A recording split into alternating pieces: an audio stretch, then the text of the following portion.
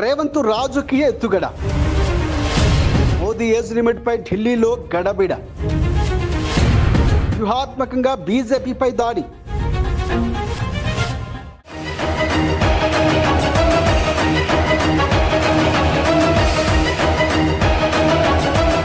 తెలంగాణ ముఖ్యమంత్రి రేవంత్ రెడ్డి శనివారం జరిగిన ఏఐసిసి కాన్క్లేవ్లో బీజేపీలో 75 ఏళ్ల వయోపరిమితి నియమాన్ని ప్రస్తావించారు.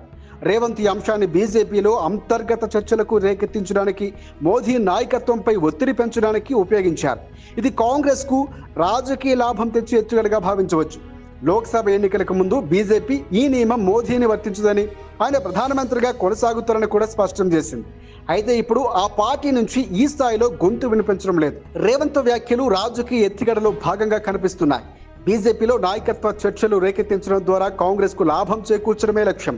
అసెంబ్లీ ఎన్నికలకు ముందు కేసీఆర్ను సవాలు విసిరి అభ్యర్థులు మార్చకుండా చేసి బోల్తా కొట్టించారు రేవంత్. ప్రత్యర్థులు రింగ్లోకి లాగడంలో ముఖ్యమంత్రి రేవంత్కు నేర్పరి అన్న పేరు కూడా ఉంది. ఇప్పుడు జాతీయ రాజకీయాల్లో రాహుల్కు చేదోడువాదుడుగా రేవంత్ దూకును ప్రదర్శిస్తున్నారు. ఆర్ఎస్ఎస్ బహిరంగంగా మోదీకి మద్దతు ఇస్తోంది.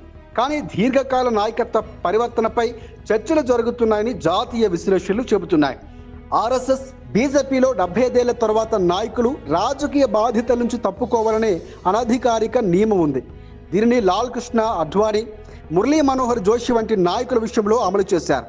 ఇటీవలే మోహన్ భగవత్ కూడా దీన్ని ప్రస్తావించడంతో రాజకీయ దుమారం రేగింది. మోదీ వయస్సు, బీజేపీ నాయకత్వంపై దీర్ఘకాల చర్చలు జరుగుతున్నాయి. సెప్టెంబర్ 17 తర్వాత ఈ చర్చలు తీవ్రతరం కావచ్చు.